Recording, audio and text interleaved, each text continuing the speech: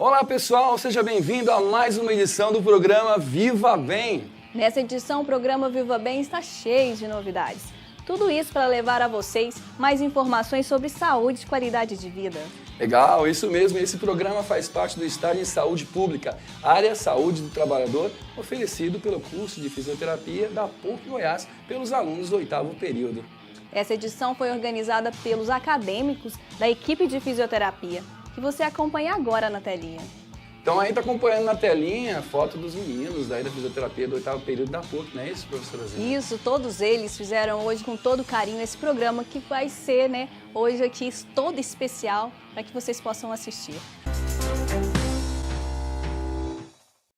Atualmente o mundo se depara com um espantoso avanço tecnológico. Faz parte da rotina do nosso trabalho o uso de notebooks, da internet e de aparelhos celulares. Para a utilização desses equipamentos, as pessoas acabam por dedicar horas e horas de seus dias na frente desses instrumentos tão atraentes e envolventes. É verdade, né? Diante dessa realidade, o corpo vem sofrendo agressões e dessa forma começam a aparecer as famosas LER-DOT, não é isso, Zinga?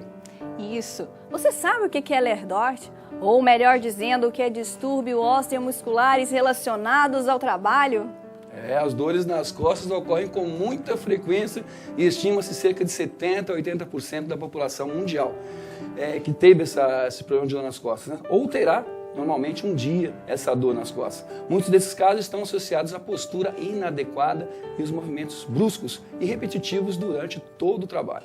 Pois é, Paulinho, imagina você adoecer por um problema no ambiente de trabalho? Pois é, o nosso programa de hoje nós vamos falar sobre esse assunto, um assunto que vigora cada vez mais na sociedade, ergonomia, que é uma ciência que busca melhorar as condições de trabalho e evitar o aparecimento das doenças ocupacionais.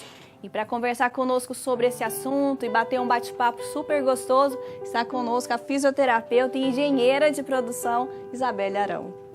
Olá, gente, tudo bem? É um prazer estar aqui com vocês.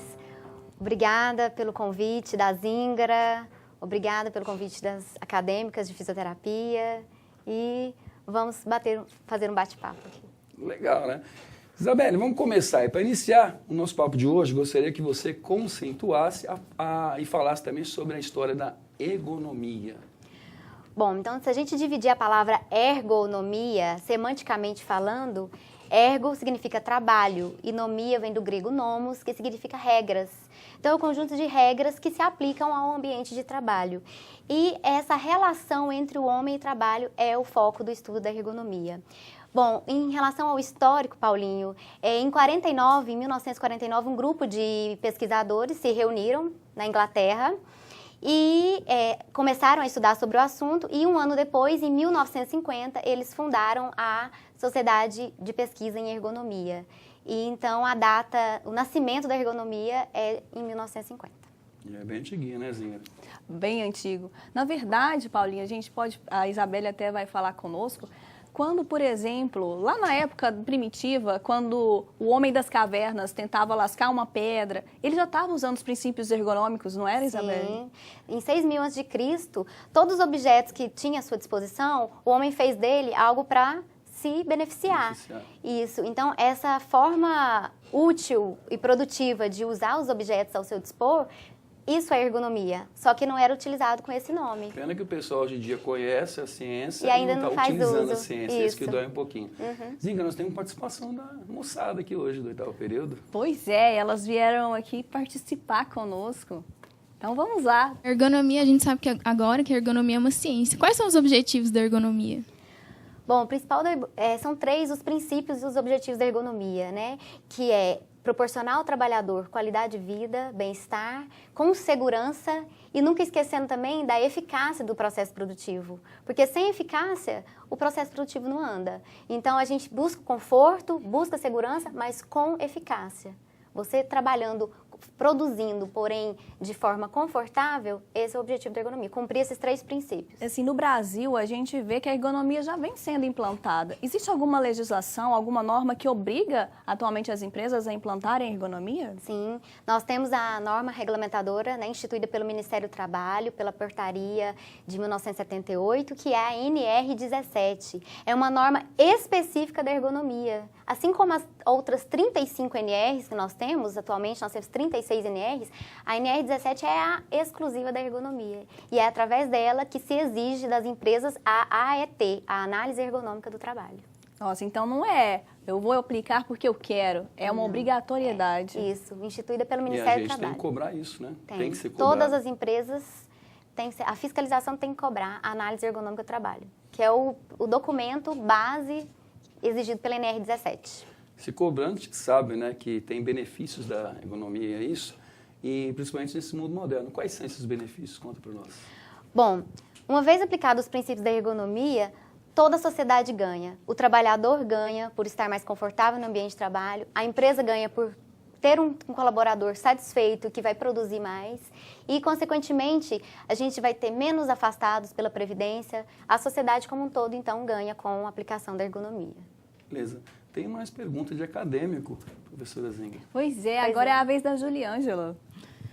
Eu gostaria de saber qual é a relação custo-benefício de uma intervenção ergonômica, propriamente dita, e qual é a vantagem, por que uma empresa, que as empresas, no geral, devem investir nesse programa de intervenção ergonômica. A relação custo-benefício em ergonomia, ela é bastante subjetiva. Por quê? Você investe hoje para ter benefícios a longo prazo, médio e longo prazo. E as empresas, nós sabemos que as empresas são imediatistas.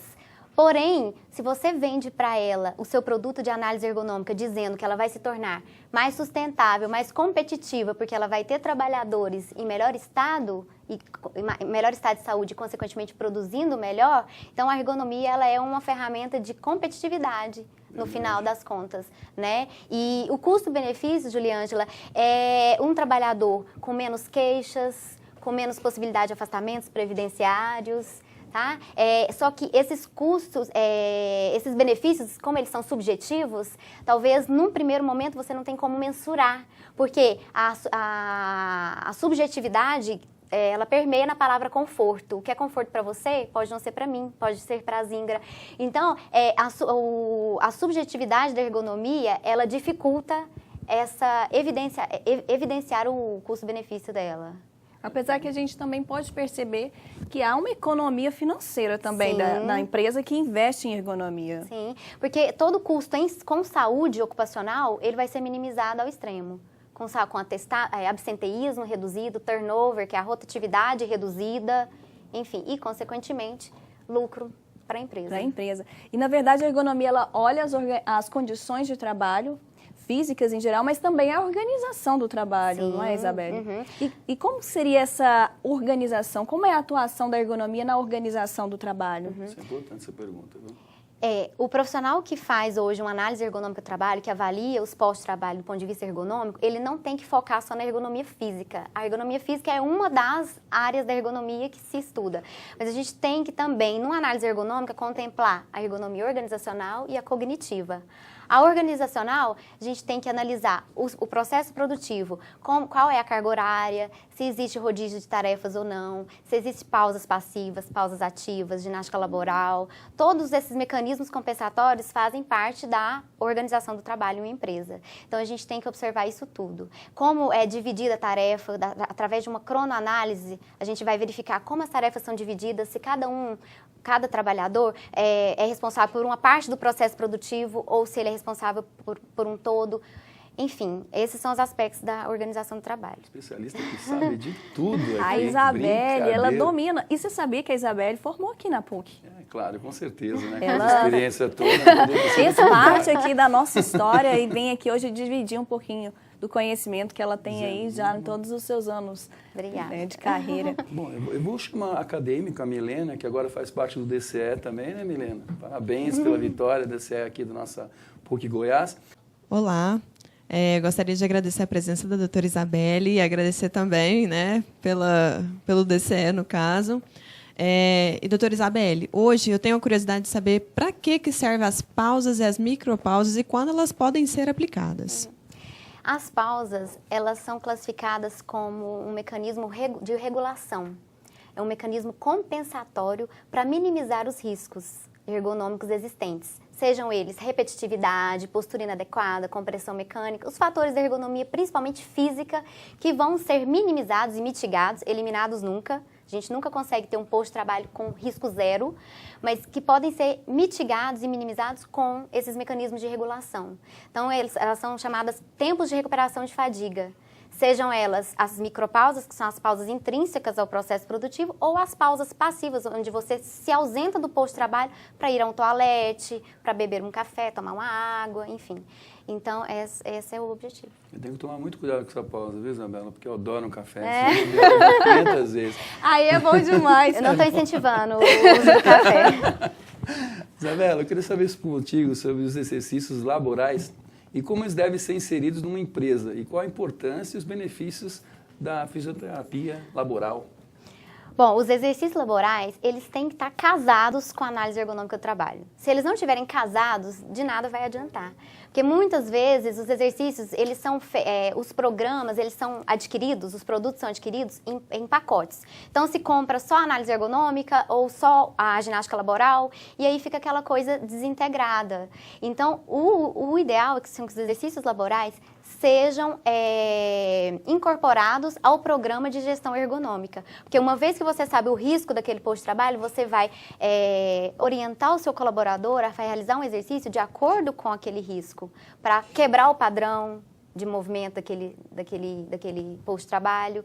Então, os exercícios ele tem que estar totalmente casado com os riscos ergonômicos que foram identificados na análise ergonômica. E aí a gente até fala, né, Isabelle, que os exercícios laborais, eles não são feitos aleatoriamente. Não. Eles têm todo um estudo prévio, Sim. toda uma maneira. Nem de qualquer forma também, né? E nem de qualquer forma. Precisa de um profissional capacitado para que o execute, não é? Um responsável técnico, que é o fisioterapeuta ou o educador físico, né? Bom, nós estamos, só para interromper um pouquinho, estamos com o nosso tempo estourado. Com você, Zíngora, vamos pro comercial agora? Vamos, e hoje a gente está aqui recebendo a Isabelle Arão, fisioterapeuta e engenheira de produção, esclarecendo várias dúvidas sobre ergonomia. Viva Bem, um programa com apoio aqui da nossa PUC TV.